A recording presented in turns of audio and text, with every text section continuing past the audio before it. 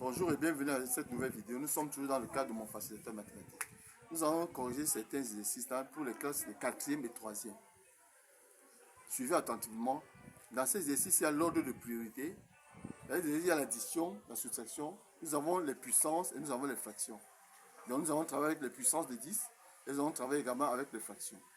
Regardons ce qui a été donné au tableau et suivez attentivement. Nous sommes dans la classe de 4e et 3e.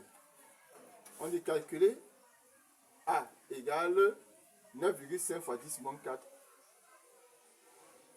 moins 0,65 fois 10 moins 4. Résolution. Allez, 9,5 fois 10 moins 4 moins 0,5 fois 10 moins 4.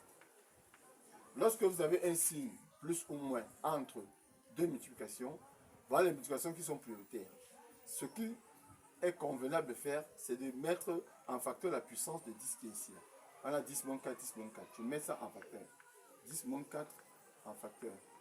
Je fais un petit facteur, ça me fait 9,5 moins 0,5. Voilà ce que ça donne. Donc ça me donne 9,5 moins 0,5, ça me donne 9. Et ça me donne 9 fois 10 moins 4. Voici donc mon résultat. Donc mettez toujours en facteur la puissance de 10 qui est ici là. Et vous calculez le reste. C'est comme ça qu'on fait. Lorsque vous avez le signe moins ou le signe plus entre deux multiplications. Ici, plus ou moins, vous mettez la puissance de 10 en facteur, vous calculez le nombre, voilà ce que ça donne. Ça c'est le résultat total. B. 25 28e divisé par 15 14e moins 11 tiers. Regardez bien. Ici, j'ai la multiplication. On a dit que dans une suite d'opérations, la multiplication et la division sont prioritaires. Or, la multiplication, la division doit se transformer en multiplication en inversant la deuxième fraction.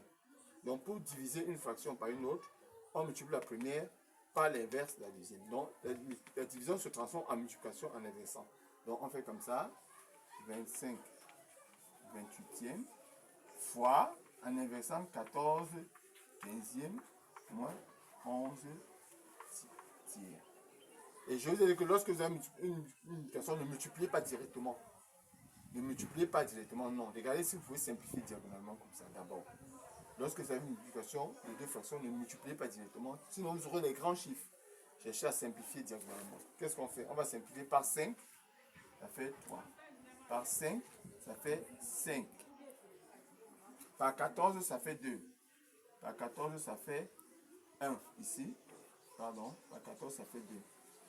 Parce que ici, c'est 14 fois 2. Ici, c'est 14 fois 1. Ici, c'est 5 fois 5. Ici, c'est 5 fois 3.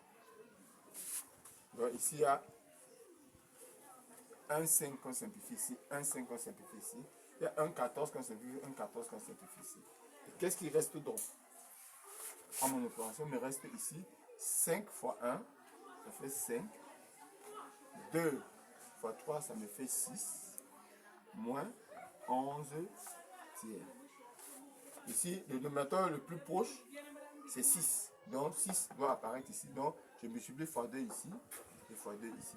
Ça me fait combien? Ça me fait 5 sixième moins 22 sixième. Parce que ça veut dire 5 sixième moins 22 sixième. 5 moins 22, ça me fait donc deux nombres. Donc je vais 5 moins 22 sur 6.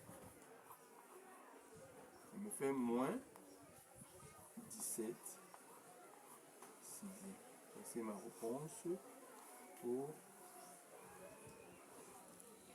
Voilà comment on calcule. Voilà comment vous devez procéder pour calculer. Vous ne multipliez pas directement, sinon vous aurez des grands chiffres. Et les simplifier, ça va prendre du temps et vous ne pourrez même pas vous en sortir. Décomposez ces nombres. Ici, c'est 5 fois 5. Ici, 5 fois 5, 5 fois 3. 14 fois 1, 14 fois 2. Par 14, par 14, il reste 2 ici, il reste 1 ici. Par 5, il reste 5 ici, il reste 3 ici. Là, maintenant, vous multipliez ce qui reste. Après la simplification, ça fait 5 fois 1, 5. 2 fois 3, 6. moins 11 sixième. Et on réduit à 6, donc fois 2 fois 2, voilà ce que ça donne. C'est plus rapide quand vous allez comme ça. Vous retenez bien pour le premier et pour le deuxième. Ça, c'est le A. Et ça, c'est le B. Donc, j'ai dit que lorsque vous avez une soustraction ou une addition, mettez la puissance de 10 en facteur et vous calculez les deux nombres. Vous allez directement la réponse. J'espère que vous avez suivi, chers apprenants, dans la classe de 3e ou de 4e. Exercez-vous, suivez attentivement notre vidéo. N'oubliez pas de liker, de partager, de vous abonner surtout à cette page YouTube, mon facilitateur mathématique. Partagez ces vidéos et si vous avez des problèmes, écrivez à votre coach. Nous pourrons venir vous coacher, même à domicile, si c'est possible.